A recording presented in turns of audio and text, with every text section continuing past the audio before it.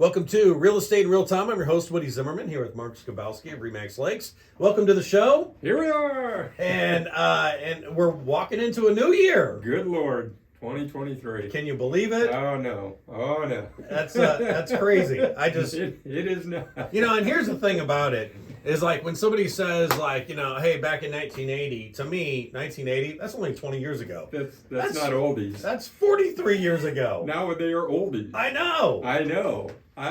That's crazy. WRSW plays oldies, and I hear stuff when I was in high school. Right, yeah. It's like, what the heck? I know. It's not right. It's not right. Or to think about when grunge broke in 1991, that stuff is now 31 years old, 32 years old. I know. What?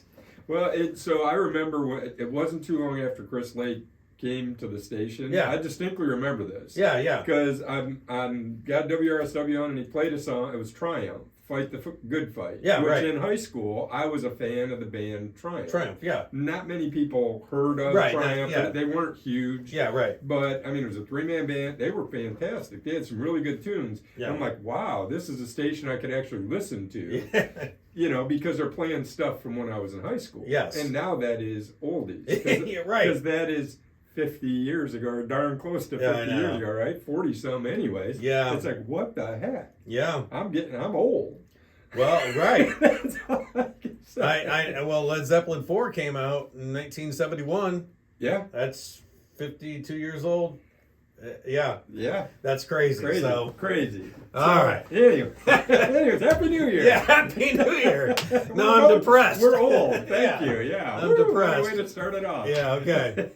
All right. So let's talk about some homes. We have talked about 2023, and the experts are saying that 2023 is supposed to be a pretty good year for buying and selling. We're not going to see a major drop off again unless the economy tanks. Yeah. We're back to a more normal time frame. Okay. So along with more normal time frame, in 2021 and 2022, the first half of 2022, people were waiving appraisals. Lenders were doing appraisal waivers themselves. Yeah. You had a lot of things that were happening in the background. People were paying the differences, the shortages. Oh, yeah. If the house, you get a contract accepted for $300, it appraises for $280 because it was listed at $250. Yeah. The buyer would pay the difference. All of those things. So I thought it'd be a good time to talk about, as we're getting back to more normal, from a seller's standpoint, dealing with the appraisal. So if you're selling your home and your buyer has to use financing, these are some pieces that might come in helpful or be helpful for you. Okay. So, if a buyer's using a specific type of financing, and that is right on our purchase agreement. Yep. When a buyer presents an offer or writes an offer, it's got the type of financing necessary. Well, why does anybody care? Well, yes, we want to see the pre-approval to know that you're approved for what type of finance or for the amount, but also the type of financing is important. If it's conventional, it's a little more lenient on the appraisal side. And when I say that, I don't mean that they're looking at the numbers any different. They just have less requirements than if you're using one of the A-type financings, which is USDA, VA, or FHA. Okay, so if it's conventional financing, the appraisal requirements are slightly different than with USDA, FHA, and VA.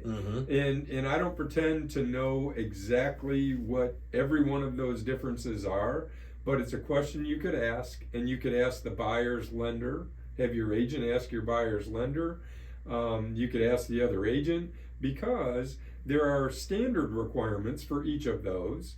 But then many times the lenders have, we call them overlays, where they have their own requirements, which may be more strict than what the standard requirements are. Okay, and so we're not going to do a show on this is what this lender does that. So we're going to talk in general. Okay, so if you're doing USDA financing, in all cases, they're going to request a water test. If you're on well water, they're going to need a water test. So many of us, I know I have well water. I live here in the city of Warsaw, but we're on well water, city sewer. Yeah. I've yet to test my water, so I should do what I'm telling people to do. Okay. It was tested when we put the well in, but we have lived there 22 years, now this year 23, and have never tested the water again. So it doesn't hurt if you're going to be selling, so that you know, get your water tested up front. Just be prepared if you've got an older well. So typically the newer PVC wells, are, they're capped, they're sealed. Unlikely you're going to get bacteria in them. Okay. Unlikely you're going to have lead. Unlikely you're going to have nitrates, all of those things in your water. But if you've got an older metal well and you live next to a farm field, you could. Fertilizer, you get nitrates, get into the water table. It'd be nice to know that before you get into a situation, because for many buyers, by the time something comes up bad, I'm out of here, man. Right. I want out. Even though it's an easy fix in general, in many cases, the things that we're going to talk about. So water is one of them.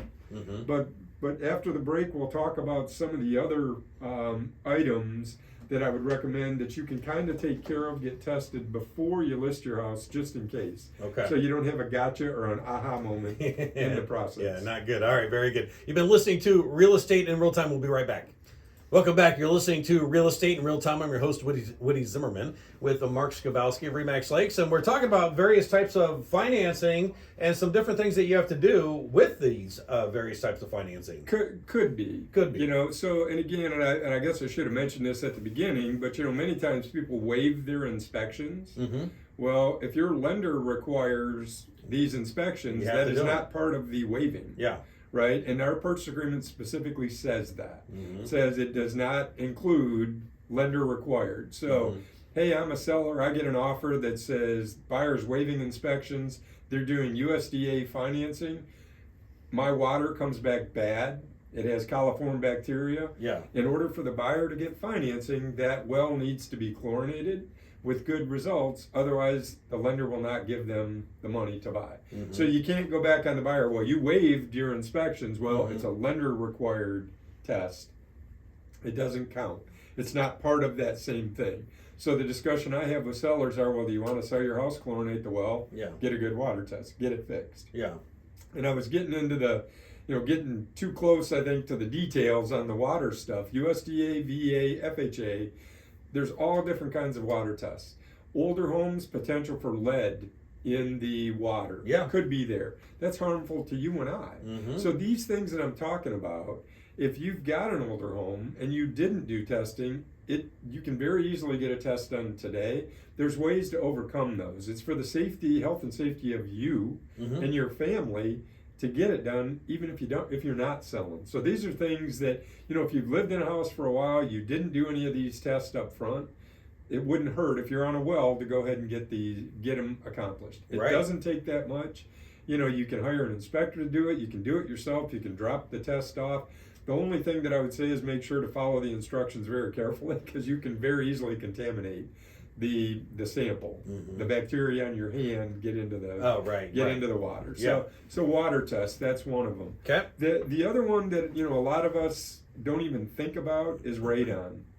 Yes. Radon, naturally occurring gas, comes up out of the ground. It's been here since the dawn of time. So older homes were more drafty. So radon couldn't concentrate and stay in the home. So because it went out, it blew out. So 'cause that's really all it is radon's coming up out of the ground. It comes up into your house. The houses that are built today are wrapped a lot tighter. Yeah. It restricts that. It doesn't allow the radon to get out. That's how we have the very efficient homes, right? To where, hey, that's a good thing. It's a good thing. But that good thing brought a bad thing if you're in an area with radon. And unfortunately, in our county, radon is pretty prevalent. Yeah. So even if you're not selling, you can go and get a test. It's a charcoal filter. You set it in your basement. You set it in your crawl space.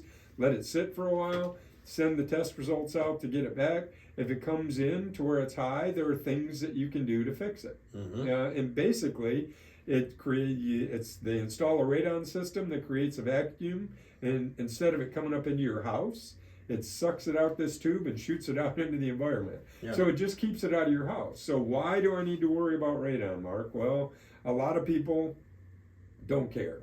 They just say, you know what, this is made up, it's the government, it's a conspiracy. They have proven that it's cancer causing. When I say they, the EPA, it's a cancer causing agent. If there's a potential to protect your family, why not? Yeah. The cost of a test, if you were to have somebody professionally do it, it's $150. The cost of a system is about $1,000. What's your health and your family's safety worth to you? Again, there are those that it's a bunch of hooey, I'm not going to do it. That's entirely up to you. Mm-hmm. But if you have accepted an offer and the buyer has that radon test done and it comes back at 4.0 or above, you need to install the system or they could walk. That's a major defect in the state of Indiana. Yeah. So beyond that, be a little proactive. If you're going to list your house, know before you do it. Mm-hmm. Right? So we talked about water, talked about radon. What about bugs? Pests. You'd be surprised. A pest inspection doesn't cost that much. You can hire it done. Yeah. They come in, they tell you, because you may not know. I mean, I've had carpenter ants and didn't know it. Mm-hmm. Right? I mean, I see them outside, you're like, oh, they're just ants. Well, they're chewing away on, structural things in your house. Yeah. So termites, same thing. You may not know you have them. It doesn't hurt to have those tests done in advance. So what's all this discussion about? Do it before. Do it before so you don't have that aha moment or the crisis. Yeah. Because it's stressful at that time. You don't want to give the buyer any pause when they come in, because if they've got an inspection report, now again, they wouldn't have waived inspections at this point, but if they've got an inspection report and it's a laundry list of items, you try to minimize that laundry list of items. Nothing cools a hot idea like time. Absolutely. And if you have an accepted offer and you're pushing them off, you know what they're doing? They're looking at other homes. That's right. And when we started this whole discussion, we we're talking about the appraisal side. The appraiser is going to look at, if you're using USDA, VA, FHA, they're going to look at your roof. You need to have at least 2 to 3 years worth of useful life left on your roof. Mm-hmm. If your roof's bad and you've accepted an FHA or a USDA offer, the appraiser may note that the roof needs to be replaced. Yeah. Right? So needs to be prepared. So what's this all come down to? Put some thought into your selling and get your house in the best condition possible. Now, I'm not saying go out and completely remodel, put a brand new roof on, because all that's doing, you're not going to get that money back dollar for dollar. Right. But just be prepared if you've got issues and you know it. I've lived in my house, we built it.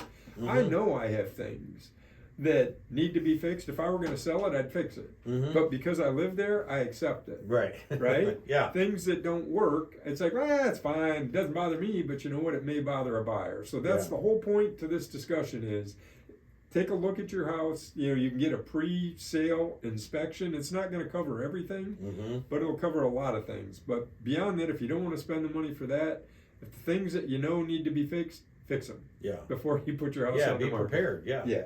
All right, very good. We're at time, so your contact information? Sure. Website's lakes-realtors.com. Phone number's 574-834-1233. Happy New Year. Happy New Year to you, too. Happy New Year to everybody listening as well. We appreciate it. And if you have any questions at all, call this guy right here, Mark Skibowski at Remax Lakes. You've been listening to Real Estate in Real Time. Have yourself a wonderful weekend.